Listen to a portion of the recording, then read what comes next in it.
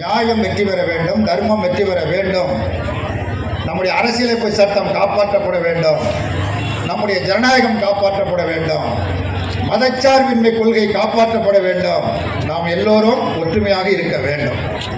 ஆகவே உதயசூரியனுக்கு ஓட்டு போடுங்கள் என்று கேட்பதற்கு தார்மீக ரீதியாக எங்களுக்கு பலம் உண்டு. நாங்கள் ஓட்டு கேட்க போகும்பொழுது கூச்சப்பட்டு போகணுங்கிற அவசியம் கிடையாது, தலை குனிந்து போகணுங்கிற அவசியம் கிடையாது. நெஞ்சை நிமிர்த்து தலையை நிமிர்த்து ஓட்டு கேட்போம்.